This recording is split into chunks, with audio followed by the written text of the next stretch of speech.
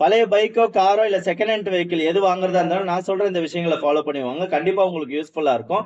First Tamil Nadu police வெப்சைட்டுக்கு போயிடுங்க. அதுல வந்து பாத்தீங்கன்னா டிராபிக் செலான் அப்படின்னு சொல்லிட்டு ஒரு ஆப்ஷன் இருக்கும்.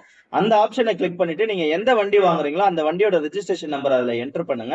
என்டர் பண்ணீங்கன்னா அதுல எவ்வளவு ஃபைன் இருக்கு அப்படின்ற விஷயங்கள் வந்து அதுல தெரிஞ்சிடும்.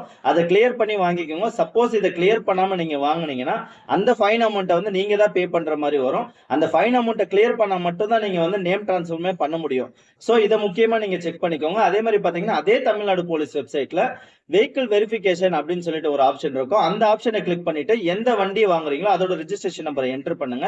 அந்த வண்டியில ஏதாவது கேஸ் இருந்ததுன்னா அந்த கேஸ் இருக்கிற விஷயங்கள் வந்து தெரிஞ்சிடும். இதை செக் பண்ணிட்டு கம்பல்சரி வாங்குங்க. அதே மாதிரி வந்து பாத்தீங்கன்னா ஒரு அக்ரிமெண்ட் போட்டுக்கோங்க.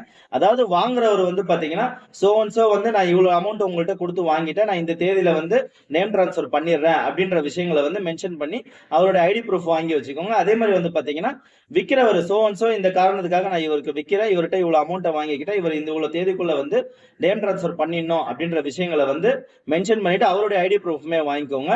சோ அப்பதான் வந்து பாத்தீங்கன்னா அவர் வந்து நேம் டிரான்ஸ்ஃபர் பண்ணலைனாலும் ஏதாவது ஒரு சட்டச்சிக்கல்ல மாட்டினாலும் உங்களுக்கு வந்து இந்த விஷயங்கள் வந்து யூஸ் ஆகும். அதே மாதிரி பாத்தீங்கன்னா இந்த ஆர்சி புக்ல இருக்கிற இன்ஜின் நம்பரும் சேஸ் நம்பரும் ஒன்னா இருக்குதா அப்படின்ற விஷயங்களை வந்து கம்பேர் பண்ணிக்கோங்க. இந்த ஓடோமீட்டர் வந்து உங்களுக்கு ரீசைக்கிள் பண்ணிருக்காங்களா அப்படின்ற விஷயங்களை செக் பண்ணிக்கோங்க. ஒரு மெக்கானிக்கை கூப்பிட்டு போய் பார்த்துக்கோங்க. அதே மாதிரி இந்த ஃபார்ம் 29 ஃபார்ம் 13 சொல்லுவாங்க ஆர்டிஓல. அந்த ஃபார்ம்ல வந்து ஓனர் கிட்ட சைன் வாங்கி வச்சுக்கோங்க. அதுதான் நேம் டிரான்ஸ்ஃபருக்கு யூஸ் ஆகும். அதே மாதிரி பினான்ஸ்ல இருந்ததுன்னா என்ஓசி வாங்கிட்டாங்களா அப்படின்ற அந்த விஷயங்கள் பார்த்துக்கோங்க.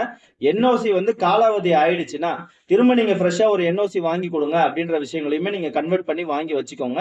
அதே மாதிரி வாங்கி வச்சுட்டு நேம் டிரான்ஸ்ஃபர் பண்ணாம யூஸ் பண்ணாதீங்க. அதனால ஏதாவது விபத்தோ இல்ல வேற ஏதாவது ஒரு அஃபென்ஸ் ஏற்பட்டதுன்னா ஒரிஜினல் ஓனர் தான் வந்து அது பாதிக்கும். அதே மாதிரி பாத்தீங்கன்னா வண்டியோட இன்சூரன்ஸை வந்து பழைய ஓனர் நேம்ல இருந்து புது ஓனர் நேம்ல வந்து மாத்திக்கோங்க. வண்டியோட நேம் டிரான்ஸ்ஃபர் ஆனதுல இருந்து ஒரு 14 நாள்ல பண்ணிடுங்க இது.